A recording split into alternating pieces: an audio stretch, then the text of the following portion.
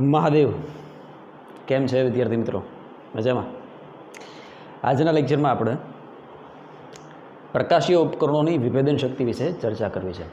એ પ્રકાશીય ઉપકરણોમાં આપણી પાસે બે ઉપકરણો છે, એક છે ટેલિસ્કોપ અને એક છે માઇક્રોસ્કોપ. આમનું બેઝિક્સ તમે કિરણ પ્રકાશ શાસ્ત્રમાં શીખી ગયા. ટેલિસ્કોપ શું છે, માઇક્રોસ્કોપ શું છે, રાઈટ? ઓકે, તો આજના વિડીયોમાં રાઈટ ટેલિસ્કોપની વિભેદન શક્તિ, ઇંગ્લિશમાં કહેવાય રિઝોલ્વિંગ પાવર, રાઈટ, એની ચર્ચા આપણે કરવી છે. હવે પ્રેક્ટિકલ એક્ઝામ્પલથી સમજાવવાનો પ્રયત્ન કરીશ કે રિઝોલ્વિંગ પાવરનો મતલબ શું, હે ને, વિભેદન શક્તિનો મતલબ શું. પણ એની પહેલાં એક વસ્તુ સમજો કે જ્યારે પ્રકાશ રાઈટ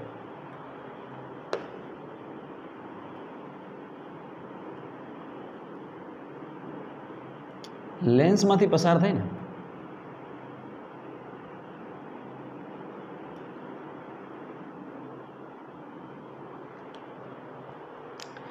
ત્યારે આ પ્રકાશ માટે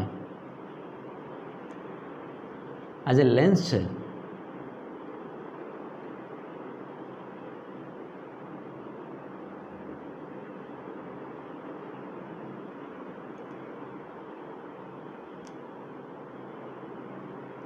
આ જે લેન્સ છે એ આપાત પ્રકાશ માટે ગોળાકાર અડચણ તરીકે કાર્ય કરશે. અને જ્યારે પણ પ્રકાશના માર્ગમાં અડચણ આવશે, તમે જાણો છો શું થશે? આ અડચણના કારણે શું થશે? તો કે પ્રકાશનું વિવર્તન જોવા મળે છે. શું જોવા મળે છે? પ્રકાશનું વિવર્તન જોવા મળે છે, ડિફ્રેક્શન ઓફ લાઇટ. આની ચર્ચા મેં વિવર્તનમાં કરેલી છે. જ્યારે અલગ અલગ પ્રકારની અડચણો પ્રકાશના માર્ગમાં આવે છે, રાઈટ, ત્યાં આપણે આવી રીતે એક વસ્તુને રાખી અને એનો પડછાયો જોતા હતા, બરાબર. ત્યાર પછી આપણે સ્લીટ રાખી અને એનો પડછાયો જોતા હતા કે સ્ક્રીન પર આપણને શું જોવા મળે છે, રાઈટ.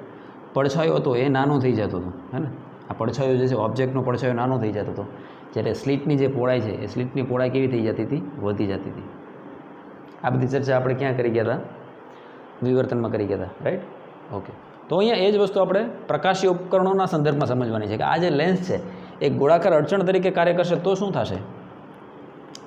તો કે જે એનું વાસ્તવિક પ્રતિબિંબ મળવું જોઈએ એ પ્રતિબિંબ કંઈક આ પ્રકારનું મળે છે, હે ને.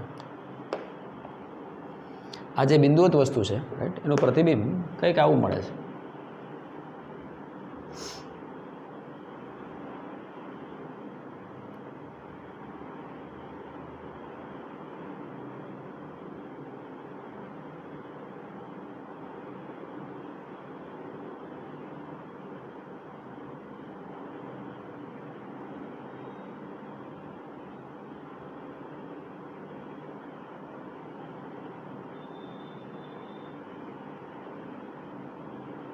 વચ્ચેનો જે સેન્ટ્રલ પોર્શન છે, રાઈટ, એ સૌથી વધુ પ્રકાશિત છે.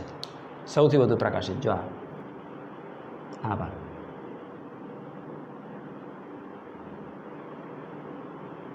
ત્યાર પછી જે તીવ્રતા છે મિત્રો એ આ રીતે ઘટતા ક્રમની જોવા મળે છે. સેન્ટ્રલમાં સૌથી વધુ પ્રકાશિત ભાગ છે, પછી જ્યાં તીવ્રતાની જાડાઈ જે છે એ ઘટતી જશે. એક આ પ્રકારનું ચિત્ર આપણને પડદા પર જોવા મળે છે. તો આ જે ભાગ છે ને મિત્રો એ યાદ કરો કેને સમતુલ્ય છે ખબર?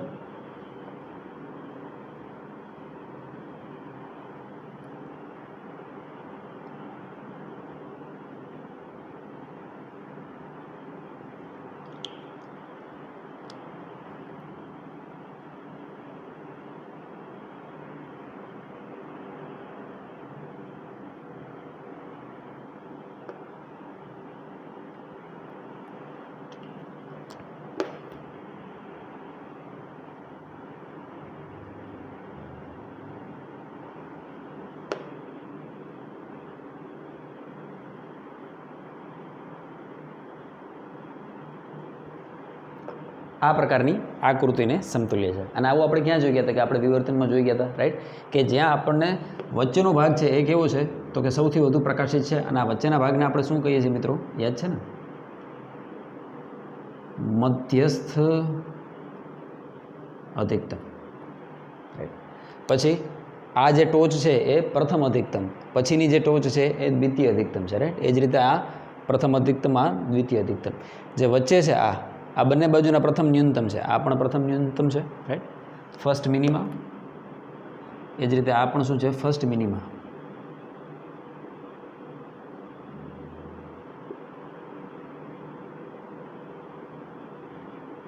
ફેર ખાલી એટલો હતો બેટા કે આ પ્રકારની આકૃતિ આવે તો જે અડચણ છે એ અડચણ ગોળાકાર નથી, પરંતુ કેવી છે? રેખીય અડચણ છે. યાદ રાખજે, આ જે અડચણ આપણે હતી આ કેના માટે આપણે ચર્ચા કરી હતા? રેખીય અડચણ માટે ચર્ચા કરી હતા. કાં તો શેડો હતો અને વચ્ચે સ્લીટમાંથી પ્રકાશ આવતો હતો અને સ્લીટની પહોળાઈ આપણને કેવી જોવા મળતી હતી? વધારે. હમણાં જે આકૃતિ બતાવી હતી ને એ પ્રમાણે. પણ જ્યારે લેન્સ જેવી વસ્તુ છે કે જે ગોળાકાર અડચણ તરીકે કાર્ય કરે છે બેટા, તો ત્યાં આપણને કંઈક આવું જોવા મળે છે પડદા પર, રાઈટ. તારા રેફરન્સ માટે આકૃતિ સેજ ડ્રો કરવી તો કરી દેજે. એરી નામના વૈજ્ઞાનિકે આના પર સારો એવો પ્રકાશ ફેંક્યો તો માટે એરીના નામમાં આ જે વચ્ચેનો સેન્ટ્રલ પોર્શન છે એને એરીઝ ડિસ્ક તરીકે ઓળખવામાં આવે છે, રાઈટ.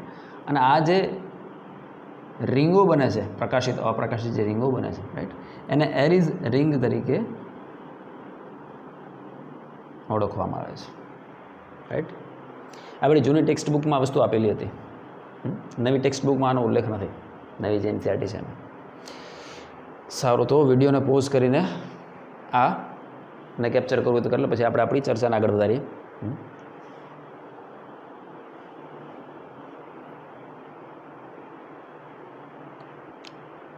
Right, okay. હવે આવા જ્યારે બે બિંદુઓત વસ્તુઓ ને આપણે અત્યંત દૂર રહેલી છે, આવી બે બિંદુઓત વસ્તુઓ, રાઈટ. એ કે સર શું કહેવા શું માગો છો તમે? સર કહો, હા બેટા કહો. પણ આનું ખબર પડી ગઈ, રાઈટ, કે અડચણ હશે ગોળાકાર તો એનો જે પડદા પર આપણને વ્યૂ જોવા મળે છે એ કંઈક આવો જોવા મળે છે, હે ને? સારું. હવે દાખલા તરીકે આપણે ટેલિસ્કોપનો ઉપયોગ શેના માટે કરીએ? તો કે સર અવકાશમાં જે વસ્તુઓ આપણાથી ખૂબ દૂરના અંતરે રહેલી છે એ વસ્તુઓને જોવા માટે આપણે શેનો ઉપયોગ કરીએ? તો કે ટેલિસ્કોપનો ઉપયોગ કરીએ. સારું. હવે ટેલિસ્કોપનું વિભેદન કયા અર્થમાં આપણે સમજવાનું છે એ સેજ આ આકૃતિની મદદથી જોઈ લ્યો, હે ને? એટલે તમને કોન્સેપ્ટ ક્લિયર થાય.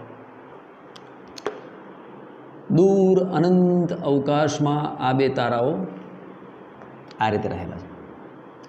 આપણને અહીંથી કેવા ટમટમતા તારા કેવા દેખાય? માત્ર બિંદુવત, પણ વાસ્તવમાં એનું પરિમાણ બહુ મોટું છે, બરાબર? ઓકે. આ તારાઓમાંથી આવતા પ્રકાશના કિરણો, રાઈટ, આને તું લેન્સ પણ કહી શક, અથવા આપણી આંખ પણ કહી શક, જે કહે તે. This is nothing but lens. તમે ધ્યાનથી જોશો કે આ જે એંગલ છે આપણી આંખ આગળ બનશે, આ એંગલ અને આ એંગલ બે સેમ જ એંગલ હશે.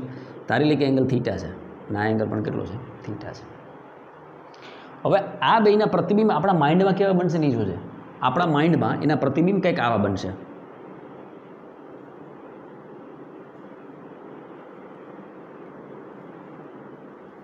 હમણાં ઓલા ચકેડા અહીં મેં તો બનાવ્યા, હે ને? કારણ કે લેન્સ એક ગોળાકાર અડચણ તરીકે કાર્ય કરશે.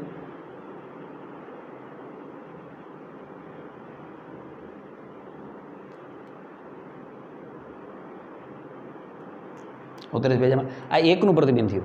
એ જ રીતે આનું પ્રતિબિંબ પણ આપણા ભેજામાં પડશે, ઉત્તરેશ ભેજામાં.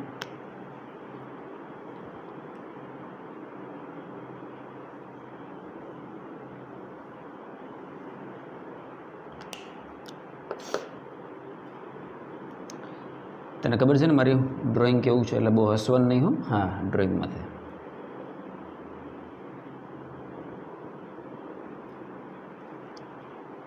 આપણા માઇન્ડમાં આવા બે સ્પોટ રચાય, બે તબ્બા રચાય, બે સ્પોટ,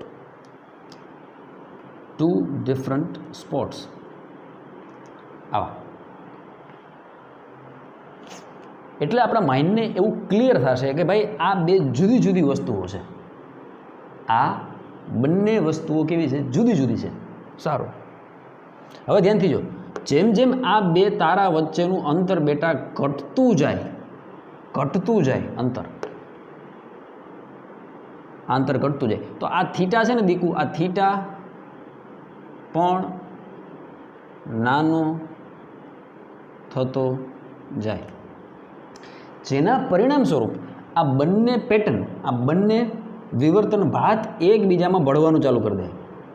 આ બંને વિવર્તન ભાત અત્યારે આમ છે જો, એટલે તને ખબર પડે કે બે જુદી જુદી વસ્તુ છે. રેડી? આમાંથી સમજાવો, વધારે ફિલિંગ આવશે. હા હા, એવું કરો કે ફિલિંગ આવે એવું કરો. અત્યારે બે જુદી જુદી વસ્તુ છે, બરાબર? જેમ જેમ એક ખૂણો ઘટતો જાય, બેયની વિવર્તન ભાત એકબીજામાં ભળવાની શરૂઆત કરી દે, બરાબર? તો આપણી આંખ ક્યાં સુધી આ બે વસ્તુઓને બે જુદી વસ્તુ તરીકે જોઈ શકે એનું પ્રમાણ એટલે બીજું કાંઈ નહીં, વિભેદન શક્તિ. ધીરે ધીરે શું થશે ખબર? આ બે બંનેની વિવર્તન ભાત એકબીજામાં એટલી ભળી જાય કે આપણું માઇન્ડ હવે આ બે નથી પણ એક છે એવું ફીલ કરશે. આઈ રિપીટ, જેમ જેમ આ બે વચ્ચેનું અંતર ઘટતું જશે, રાઈટ,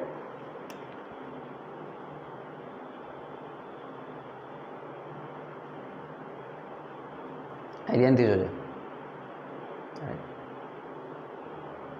તમે જોઈ શકો છો આ ખૂણો હાવ નાનો થઈ ગયો, આની કમ્પેરિઝનમાં આ ખૂણો ખાસો નાનો છે. તો આ સ્થિતિમાં શું થાય કે આ બંને વિવર્તન ભાત એકબીજામાં ભળવાની શરૂઆત કરી દે. હવે આપણું માઇન્ડ ધીરે ધીરે કન્ફ્યુઝ થશે. એક બાઉન્ડ્રી સુધી, એક સીમા સુધી આ બંને સ્પોટ જ્યારે એકબીજામાં ભળી જાય ત્યાં સુધી હજી આપણે એને અલગ અલગ જોઈ શકશું, ત્યાં સુધી આપણે એને અલગ અલગ જોઈ શકશું.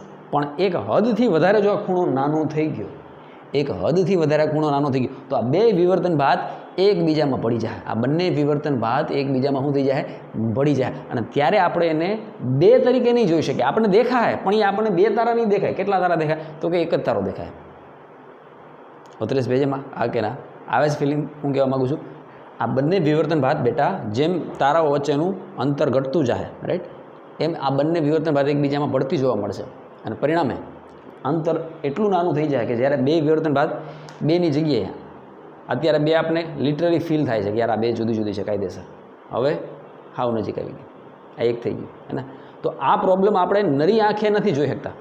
તો એના માટે આપણે શેનો ઉપયોગ કરીએ? ટેલિસ્કોપનો ઉપયોગ કરીએ. જે વસ્તુ આમ હતી એ ટેલિસ્કોપ તને સેજ આમ કરીને દેખાડે છે, એટલે તને ખબર પડે હા આ બે વસ્તુ જુદી છે. તો ટેલિસ્કોપની વિભેદન શક્તિ શું? તો કે ભાઈ અત્યંત નજીક રહેલી વસ્તુઓને કેટલું છેટું કરીને બતાવી શકે એ ટેલિસ્કોપની શું થાય? વિભેદન શક્તિ, રિઝોલ્વિંગ પાવર. બે અત્યંત નજીક રહેલી વસ્તુઓને ટેલિસ્કોપ કેટલું જેમ વધારે છેટું બતાવી દઈએ એમ આપણને વધારે યુનિક ફિલિંગ આવે કે હા ભાઈ કાયદેસર બે જ છે. એક ટેલિસ્કોપ છે એ આટલું જ દેખાડી શકે, બરાબર? એક ટેલિસ્કોપ છે એ આટલું દેખાડી શકે અને એક ટેલિસ્કોપ આટલું દેખાડી શકે. તો સ્વાભાવિક છે કંઈ રિઝોલ્વિંગ પાવર કેનો વધારે થાય? તો કે ત્રીજાનો. આવે છે ફિલિંગ? હું કહેવા માગું છું? સારું. તો લોર્ડ રેલે નામના વૈજ્ઞાનિકે આ પ્રમાણ આપ્યું છે કે ભાઈ આ થીટા ક્યાં સુધી નાનો થાય ત્યાં સુધી આપણે આને જોઈ શકીએ. 32 પેજમાં. તો એ લોર્ડ રેલેનું પ્રમાણ હું બોર્ડ પર લખું છું, બરાબર?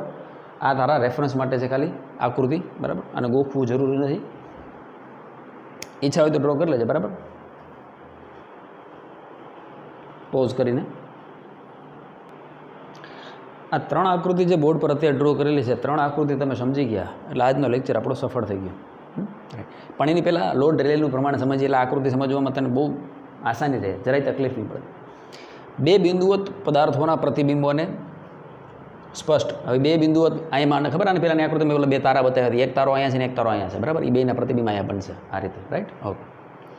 બે બિંદુવત પદાર્થોના પ્રતિબિંબોને સ્પષ્ટ છૂટા ત્યારે જ જોઈ શકીએ જ્યારે એક વિવર્તન ભાતમાંનું મધ્યસ્થ અધિકતમ, એક વિવર્તન ભાતમાંનું મધ્યસ્થ અધિકતમ બીજા વિવર્તન ભાતમાંની એક વિવર્તન ભાતમાંનું મધ્યસ્થ અધિકતમ કાં તો બીજા વિવર્તન ભાતમાંના પ્રથમ ન્યૂનતમ પર અથવા એનાથી દૂર રચાય. તો બીજાનું પ્રથમ ન્યૂનતમ અહીંયા છે, જો બીજું જે છે એનું પ્રથમ ન્યૂનતમ અહીંયા છે. કાં તો ન્યા રચાય અને કાં તો એનાથી દૂર રચાય.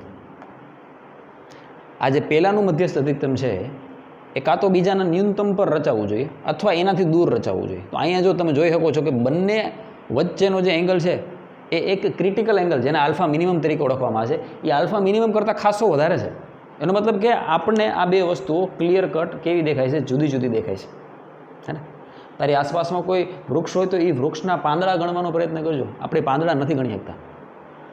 એ પાંદડાઓ આપણી આંખ આગળ જે ખૂણો બનાવે છે ને એ આવો કંઈક ખૂણો બનાવે છે, આલ્ફા મિનિમમ કરતા ઓછો. આપણને પાંદડાઓ છે એનો ખ્યાલ આવશે, પણ આપણે પાંદડાઓને ગણી નથી શકતા, કારણ કે બે પાંદડા અલગ અલગ ક્યારે દેખાય? જો એ બે પાંદડા આપણી આંખ પર આ રીતે એંગલ બનાવતા હોય તો. ઝાડવામાં તો બેટા અસંખ્ય પાંદડાઓ છે, તો એ અસંખ્ય પાંદડાઓ આપણા માઇન્ડ પર એની વિવર્તન બાદ આ રીતે ભેગી થઈ જાય બધી, એટલે આપણને ખાલી પાંદડાઓનો અહેસાસ થાય, પણ આપણે પાંદડાઓને ગણી નથી શકતા. એનું કારણ શું? તો કે વિવર્તન. ઉતરેશ, કારણ કે આપણી આંખ પણ એક લેન્સ છે એટલા માટે. હવે અહીંયા જો આ આકૃતિ સમજવાની છે, કારણ કે આ જે સ્ટેટમેન્ટ લખેલું આના પરથી આવેલું છે. એક વિવર્તન ભાતનું મધ્યસ્થ અધિકતમ, આ પહેલી વિવર્તન ભાતનું મધ્યસ્થ અધિકતમ છે, ફર્સ્ટ મેક્સિમા. બરાબર.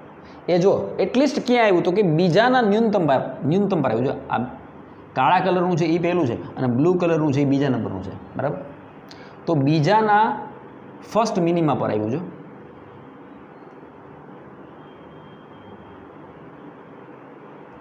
અહીંયા કેવું હતું? તો કે અહીંયા પહેલું અધિકતમ બીજાના પ્રથમ ન્યૂનતમ કરતાં ખાસું છેટું રચાતું હતું, એટલે તો કાંઈ ઇશ્યુ જ નથી. બે નોખો નાખા દેખાય જ છે કાયદેસર આપણને. પણ અહીંયા જો બે વચ્ચેનો ખૂણો ઘટ્યો, સોરી, બે વચ્ચેનું અંતર ઘટ્યું, અંતરના કારણે ખૂણો ઘટ્યો, પણ એ એટલા નજીક હજી સુધી નથી આવ્યા કે આપણે એને છૂટા પાડી ન જોઈ શકીએ. આપણું માઇન્ડ હજી એને બે વસ્તુઓ તરીકે જ જોશે. કેમ? કારણ કે પહેલાંનું મેક્સિમા ત્યાં રચાણું છે જ્યાં બીજાનું ન્યૂનતમ છે. જો આઈ રિપીટ, પહેલાંનું મેક્સિમા ત્યાં રચાણું છે જ્યાં બીજાનું શું છે? ન્યૂનતમ. જ્યાં બીજાનું શું છે? ન્યૂનતમ. આ શરત સુધી લોર્ડ રેલે આપણે એવું કહે છે કે તમે બે વસ્તુઓને બે છે એમ સમજી શકશો. જો હજી આ ખૂણો ઘટ્યો, શું થયો? ઘટ્યો, અને બેની વિવર્તન બાદ આનું આ મધ્યસ્થ અધિકતમ છે એ ક્યાં સુધી આવે ચાલે? તો બીજાના પ્રથમ ન્યૂનતમ સુધી હાલે. રેડી? ઉતરેશ ભેજામાં.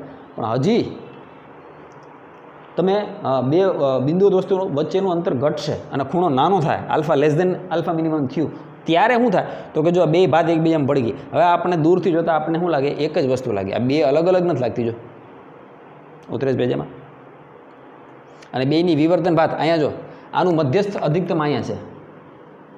બરાબર. પણ જો આ ક્યાં વયું ગયું? તો કે બીજાના ન્યૂનતમની પહેલે પાર વયું ગયું. જો ઉતરેશ ભેજામાં આ વસ્તુ છે અહીંયાથી છેટી જ આવી ગઈ, પણ એની પહેલાં નજીક આવતી ગઈ. જો આ પ્રથમ ન્યૂનતમ સુધી વધારેમાં વધારે તમે આવી શકો, એનાથી નજીક ન આવી શકો. તો પહેલાં તો મધ્યસ્થ અધિકતમ દૂર છે. ક્યાંથી? આ પ્રથમ ન્યૂનતમથી દૂર જ છે, એટલે કાંઈ ઇશ્યુ નથી. હવે આ નજીક આવ્યું. જો આ ભાગ નજીક આવી ગયો, અહીં સુધી આવી ગયો, આ ભાગ અહીંયા સુધી આવી ગયો, ત્યાં સુધી સહન થાય. પણ હવે એ ભાગ જો આની અંદર વયો ગયો, ન્યૂનતમ અહીંયા છે જ્યારે અધિકતમ અહીંયા છે, આની અંદર આવી ગયો. એનો મતલબ હવે બે પેટર્ન શું થઈ ગઈ? એકબીજામાં મિક્સઅપ થઈ ગઈ. હવે આપણી આંખ એને જોઈ શકતી નથી. તો સારામાં સારું ટેલિસ્કોપ શું? તો કે જે આ નથી જોઈ શકાતા એને આવા છૂટા પાડીને દેખાડે, હે ને? જે વધારે છૂટા પાડીને દેખાડશે એની વિભેદન શક્તિ સારી, અને આને કહેવાય એનો રિઝોલ્વિંગ પાવર. શું કહેવાય? રિઝોલ્વિંગ પાવર, વિભેદન શક્તિ. કે જે બે નજીક રહેલી વસ્તુઓને કેટલી છેટે કરીને દેખાડી શકે એ સારું ટેલિસ્કોપ, એની સારી વિભેદન શક્તિ. રાઈટ? લોર્ડ રેલેએ એ વિભેદન શક્તિ માટેનું માપ આવું આપ્યું છે કે બે બિંદુઓ દોસ્તોને છૂટી પાડીને જોવા માટે લોર્ડ રેલેનું પ્રમાણ અલગ છે. રેલેનું પ્રમાણ આપણે ટાઇટલ આપ્યું જ છે, તો બીજી વાર લખવાની જરૂર નથી. Sine theta is approximately equal to theta, કારણ કે તને ખબર છે થીટા બહુ કેવા છે? સૂક્ષ્મ. ઇઝ ગિવન બાય 1.22 લેમ્બડાના છેદમાં ડી. જ્યાં સુધી આ થીટા એટલે કે તારો આલ્ફા, આ આલ્ફા છે ને થીટા લખી શકો બિંદાસ. બરાબર? જ્યાં સુધી આ થીટાનું મૂલ્ય ક્યાં સુધી છે? 1.22 લેમ્બડાના છેદમાં ડી લખજે, જ્યાં લેમ્બડા એ પ્રકાશની તરંગ લંબાઈ છે તથા ડી એ ગોળાકાર અડચણ અથવા લેન્સનો વ્યાસ, જે લખવું એ લખી શકાય, ગોળાકાર અડચણનો વ્યાસ અથવા લેન્સનો વ્યાસ. રાઈટ? તો હવે અહીંયા જે બેટા આ આલ્ફા મિનિમમ છે ને, એ આલ્ફા મિનિમમનું મૂલ્ય કેટલું હોવું જોઈએ? તો કે alpha minimum must be equal to, હમણાં જ આપણે જોઈ ગયા લોર્ડ રેલેનું પ્રમાણ શું કે alpha must be equal to 1.22 લેમ્બડાના છેદમાં ડી. જ્યાં સુધી આલ્ફા મિનિમમનું મૂલ્ય 1.22 લેમ્બડાના છેદમાં ડી જેટલું હશે ત્યાં સુધી લોર્ડ રેલે અનુસાર તમે બે બિંદુઓ પદાર્થોના પ્રતિબિંબોને સ્પષ્ટ છૂટા જોઈ શકશો. રેડી? આને કહેવાય ટેલિસ્કોપનું કોણીય વિભેદન. લખી નાખ. ટેલિસ્કોપનું કોણીય વિભેદન. કોમ્પિટિટિવ એક્ઝામમાં ક્વેશ્ચન પૂછી શકાય હે ને. Angular resolution. ટેલિસ્કોપનું કોણીય વિભેદન એટલે હું એંગ્યુલર રેઝોલ્યુશન. અને આ શું છે? રિઝોલ્વિંગ પાવર. એ બે જુદું. હા, કોણીય વિભેદન જુદું અને વિભેદન શક્તિ જુદું. આપણે વિભેદન શક્તિનું સૂત્ર જોવાનું છે. બરાબર? ઓકે. હવે મારી વાત ધ્યાનથી સાંભળ. કોઈ છોકરો મને કહે શકે કે ટેલિસ્કોપનું કોણીય વિભેદન તમને ખબર છે, તો એનું રિઝોલ્વિંગ પાવર શું થાય? રિઝોલ્વિંગ પાવર હંમેશા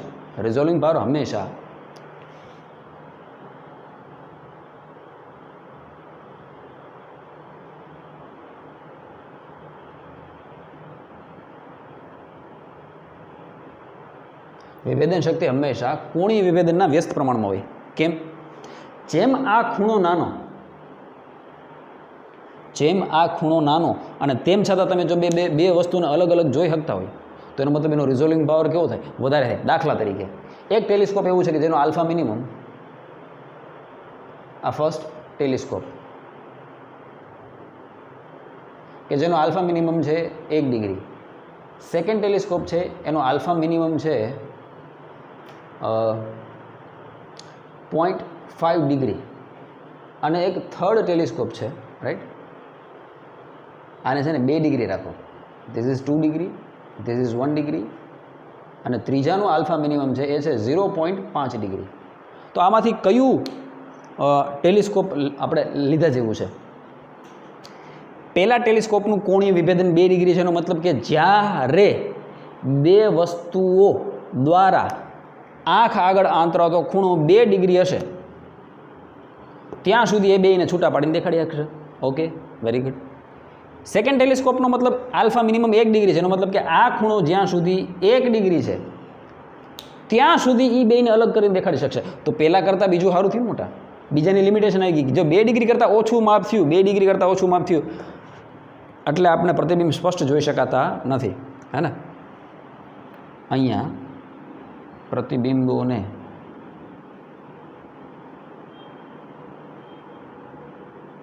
સ્પષ્ટ જોઈ શકાતા નથી. તો ત્રણેયમાંથી બેસ્ટ ક્યુ થયું મોટા? છેલ્લું. ધ્યાનથી જો, થર્ડનું આલ્ફા મિનિમમ કેટલું છે? 0.5 ડિગ્રી. એનો મતલબ શું? કે આ ખૂણો જ્યાં સુધી 0.5 ડિગ્રી સુધીનો હશે ત્યાં સુધી તારું ટેલિસ્કોપ બે વસ્તુઓને સ્પષ્ટ છૂટી કરીને બતાવવા માટે સક્ષમ છે. એનો મતલબ કે જેમ આ ખૂણો નાનો એમ શું વધારે? રિઝોલ્વિંગ પાવર એટલે કે વિભેદન શક્તિ વધારે. તો વિભેદન શક્તિ અને કોણીય વિભેદન વચ્ચેનો સંબંધ શું છે મોટા? તો કે એ બંને એકબીજાના વ્યસ્ત પ્રમાણમાં ચાલે છે. તો ટેલિસ્કોપની વિભેદન શક્તિનું સૂત્ર લખો. ટેલિસ્કોપની આ ઉદાહરણ તને જેને આવડી ગયું ને, જે છોકરાને આ વિડીયો જેણે પણ જોયો હોય અને જેને આ વસ્તુ સમજાણી એને ખબર પડે કે આનું મહત્વ શું છે. રેડી? ઓકે. ટેલિસ્કોપની વિભેદન શક્તિ, ટેલિસ્કોપની ઇંગ્લિશમાં આરપી કહેવાય, રિઝોલ્વિંગ પાવર. ટેલિસ્કોપની વિભેદન શક્તિ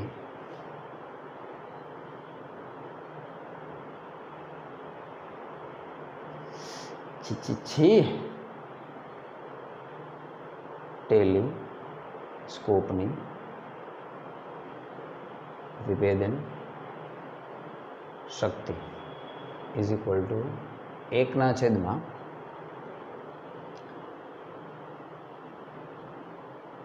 કોણીય વિભેદન, ઇંગ્લિશમાં કહેવાય RP. So resolving power is nothing but 1/, alpha minimum. Resolving power is equal to alpha મિનિમમનું સૂત્ર આપણે ખબર છે કેટલું છે? 1.22 λ/d. તો 1.22 λ/d છેદનો છેદ બેટા અંશમાં જાય એટલે resolving power of telescope is given by capital D ના છેદમાં 1.22 λ. રેડી? અને યાદ હોય તો ખબર હોય તો આપણે ટેલિસ્કોપમાં શીખાતા કે એનો વ્યાસ, અપેરચર આપણે બહુ મોટું રાખીએ છીએ. અહીંયા જ છે જો, વ્યાસ જેમ વધારે એમ રિઝોલ્વિંગ પાવર વધારે. ફંડામેન્ટલ થોડા બદલે. ત્યાં આપણે ટેલિસ્કોપમાં શું કરતા? ટેલિસ્કોપમાં ઓબ્જેક્ટિવ લેન્સ બહુ મોટો રાખતા અને આઈપીસ નાનું હોય. રેડી? એ સેન્સને ફોલો કરે છે 35 પેજમાં. હવે એક નાનકડી સાબિતી છે. આ સૂત્ર સાબિત કરી શકીએ કે ભાઈ આ સૂત્ર મતલબ જે વિભેદન શક્તિવાળું છે, રિઝોલ્વિંગ પાવરવાળું સૂત્ર છે, એ સાબિત કરવું હોય તો એ થિયરીને સાબિત પણ કરી શકીએ ફટાફટ. વિડીયો પોઝ કરીને આટલું લખી લે.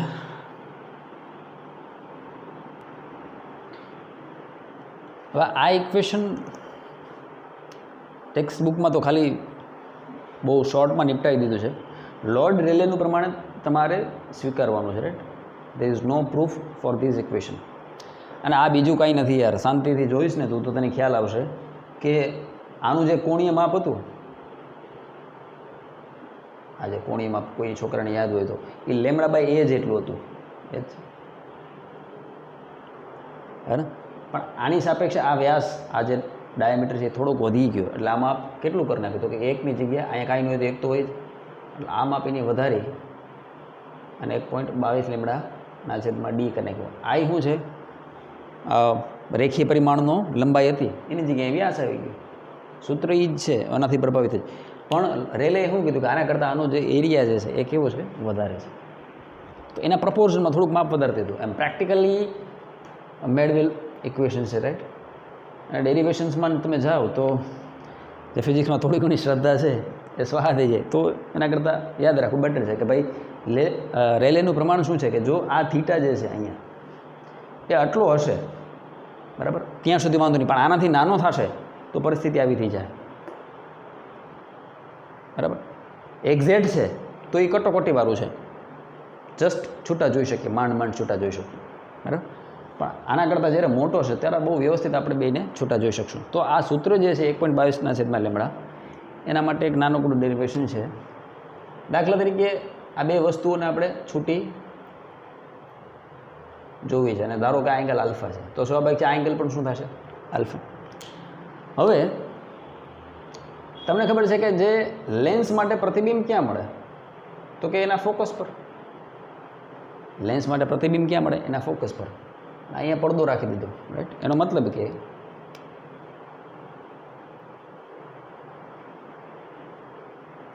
આ જે માપ છે એ વાસ્તવમાં શું છે, તો કે અહીંયા જે સેપરેશન છે એનું જ માપ હોય કે નહીં બેટા. આ જે સેપરેશન રહ્યું એના અનુસંધાને જ આ ઇમેજ મળશે કે નહીં, આ પોળો ભાગ આના અનુસંધાને જ મળશે કે નહીં, બરાબર. સારું. તો આ જે છે એ વાસ્તવમાં શું છે, તો કે આ છે મધ્યસ્થ અધિકતમની પહોળાઈ. આ શું છે, મધ્યસ્થ અધિકતમની પહોળાઈ લખી શકે. સારું. તો હવે તને મને બેયને ખબર છે કે આ માપ, આને આપણે કંઈક એક્સ કહી દઈએ. શું કહી દઈએ, એક્સ. આ માપ ફોકસ જેટલું છે, રાઈટ, લેન્સની કેન્દ્રીય લંબાઈ જેટલું છે. અને એવું એટલા માટે કહી શકીએ, તને ખબર છે કે આ ટેલિસ્કોપની ચર્ચા છે. ટેલિસ્કોપ માટે પ્રકાશના કિરણો અનંત રીતે આવે, તો અનંત રીતે આવતા પ્રકાશના કિરણો મુખ્ય અક્ષ સમાંતર હોય તો ભેગા ક્યાં થાય, ફોકલ પ્લેન પર ભેગા થાય. યાદ આવે છે? હા, એટલા માટે લઈ એક અંતર. બધું છે ને બેટા રિલેટેડ છે, એકબીજાથી કો રિલેટેડ છે, હે ને. હા. તો અહીંયા તમે આલ્ફાને કઈ રીતે વ્યાખ્યાયિત કરી શકો, તો કે ઓલું સૂત્ર છે, ખૂણો બરાબર ચાપના છેદમાં ત્રિજ્યા. સો આલ્ફા ઇઝ ઇક્વલ ટુ ચાપ કેટલી છે, તો કે એક્સ અપોન ત્રિજ્યા કેટલી, એફ જેટલી. સો એક્સ ઇઝ ઇક્વલ ટુ શું લખી શકાય, F into alpha. Okay, fine. અને સમીકરણ 1 કહી દે. અહીંયા આજે મધ્યસ્થ અધિકતમની પહોળાઈ એટલી છે કે જેના કારણે આનું પાલન થાય છે. કેનું પાલન થાય છે, આનું પાલન થાય. એનો મતલબ શું ખબર, કે આ જે બે છે એકબીજાથી કેવા ખાસા દૂર છે, એકબીજાથી કેવા છે, ખાસા દૂર છે. હવે આ એંગલ, આ જે એંગલ રહ્યો એને આપણે ક્યાં સુધી લઈ જઈ શકીએ કે જેનાથી લોર્ડ રેલેનું પ્રમાણ સાચું ઠરે. તો એ જ આકૃતિ માટે તમે એવું કહી શકો કે આ જે એંગલ છે કેટલો છે મને નથી ખબર, પણ એટલીસ્ટ એ એંગલ કેના જેટલો હોવો જોઈએ, તો કે એ એંગલ કમ્પલસરી, આ એંગલ કમ્પલસરી આલ્ફા મિનિમમ જેટલો તો હોવો જ જોઈએ. કેટલોય મને નથી ખબર. તો વધારેમાં વધારે એંગલ આપણે ક્યાં સુધી લઈ શકીએ, આના સુધી. કે બે બિંદુવત પદાર્થોના પ્રતિબિંબોને સ્પષ્ટ છૂટા ત્યારે જોઈ શકીએ જ્યારે એકની વિવર્તન ભાતમાંનું મધ્યસ્થ અધિકતમ કાં તો બીજાના એકની મધ્યસ્થ એક પહેલાંની મધ્યસ્થ ભાતનું અધિકતમ બીજા વિવર્તન ભાતના ન્યૂનતમ પરચાય ત્યાં સુધી. અને એ લિમિટ આપણને ખબર છે કેટલી છે, તો કે alpha is equal to alpha minimum. આ જે ખૂણો રહ્યો આલ્ફા એ કેવડો થવો જોઈએ, તો કે આલ્ફા મિનિમમ જેવડો થવો જોઈએ ત્યાં સુધી આપણે એને જોઈ શકીએ. તો આ પ્રેક્ટિકલ સિચ્યુએશન છે. કોઈપણ બે તારાઓને તમે તમારે કોઈપણ બે તારાઓમાંથી આવતો પ્રકાશ આ રીતે આંખ આગળ ખૂણો બનાવે આલ્ફા, કેટલો છે મને ખબર નથી, પણ જોઈ બે તારાઓને મારે છૂટા છૂટા દેખાડવા છે, બરાબર, એની ઇમેજ મારે છૂટી છૂટી જોવી છે, તો એ ખૂણો એટલીસ્ટ કેટલો હોવો જોઈએ, આલ્ફા મિનિમમ જેટલો હોવો જોઈએ. તો ફરીથી એ જ વસ્તુ થશે અહીંયા એફ, રાઈટ. આ ફરીથી શું થઈ જાય, મધ્યસ્થ અધિકતમની પહોળાઈ થઈ જાય. તો આના માટે સૂત્ર શું વાપરશો તમે, બોલો? ફરીથી એ જ ખૂણો બરાબર ચાપના છેદમાં ત્રિજ્યા. તો ખૂણો કેટલો છે, આલ્ફા મિનિમમ જેટલો. આ ખૂણો કેટલો છે, આલ્ફા મિનિમમ જેટલો. હા કે ના? ઓકે. આ ચાપ શું છે, ચાપ તો કે એક્સ, અને ત્રિજ્યા કેટલી છે, એફ. આના પરથી શું થાય, તો કે x is equal to f into alpha minimum. પણ બાપુજી, રેલે બાપુજીએ શું કીધું છે કે એ ખૂણો જે છે, આલ્ફા જે ખૂણો છે એ કેટલો હોવો જોઈએ, 1.22 લેમ્ડાના છેદમાં ડી જેટલો, હે ને?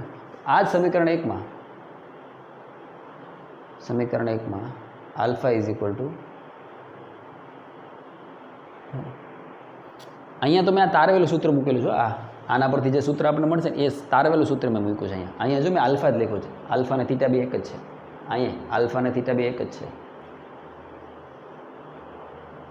આની એટલે કન્ફ્યુઝન થાય તો મેં તારવેલું સૂત્ર મૂક્યું છે. Theta is equal to alpha, અહીંયા પણ theta is equal to alpha, બરાબર. હવે જો અહીંયા આલ્ફા મિનિમમ કરતાં મોટો છે, પણ આલ્ફા મિનિમમ શું છે ખબર નથી. આલ્ફા મિનિમમ આ છે એમ, પણ એ ક્યાંથી, અહીંથી તારવીને સાબિત કરેલું સૂત્ર છે. પહેલાં તો આપણને શું ખબર છે, ખાલી લોડ રેલીનું પ્રમાણ, કે ઈ થીટા જ્યાં સુધી આટલો છે ત્યાં સુધી એને છૂટા જોઈ શકાય. આના આટલો અથવા આનાથી વધારે હોય તો, આટલો અથવા આનાથી વધારે હોય ત્યાં સુધી છૂટા જોઈ શકાય એમ. અહીંયા પણ શું છે, theta is equal to alpha, theta is equal to alpha, theta is equal two. તો અહીંયા આલ્ફાનું મૂલ્ય આપણે શું મૂકશું, 1.22 લેમ્ડાના છેદમાં ડી. એટલે સમીકરણ 1માં શું થઈ ગયું, એફ ઇન્ટુ 1.22 લેમ્ડાના છેદમાં ડી. આ કોના અનુસાર, લોર્ડ રેલેના અનુસાર. આને કહી દે સમીકરણ 3. સમીકરણ 3 અને સમીકરણ 2 ને ધ્યાનથી જો, રાઈટ. તો લખી શકાય સમીકરણ 3 અને સમીકરણ 2 પરથી શું લખાય, તો કે alpha minimum is nothing but 1.22 લેમ્ડાના છેદમાં ડી. આમથી પકડો કે આમથી પકડો, હાથમાં કાન જ આવે. અને પહેલાં શું કીધું, તો કે એક રેન્ડમ એંગલ આલ્ફા બનાવે છે અને ત્યારે આપણને બે પ્રતિબિંબ છૂટા દેખાય છે. તો એ એંગલ કેટલો થવો જોઈએ, 1.22 લેમ્ડાના છેદમાં ડી. એટલે આ જે આલ્ફા છે એનું મૂલ્ય આપણે અહીં કેટલું મૂકી દીધું, 1.22 લેમ્ડાના છેદમાં ડી. કેમ, તો કે અહીંયા આપણને બે પ્રતિબિંબ કેવા છૂટા દેખાય છે. સારું, હવે આપણે વર્સ્ટ કન્ડિશન વિચારીએ કે ભાઈ એ આપણને ક્યાં સુધી છૂટા દેખાઈ શકે. તો કે એ ખૂણો એટલીસ્ટ આના જેટલો થાય, આ આલ્ફા ખૂણો, આ ખૂણો એટલીસ્ટ આના જેટલો થાય ત્યાં સુધી હજી આપણને બે છૂટા દેખાય. તો એના માટે એ જ વસ્તુની ચર્ચા કરી.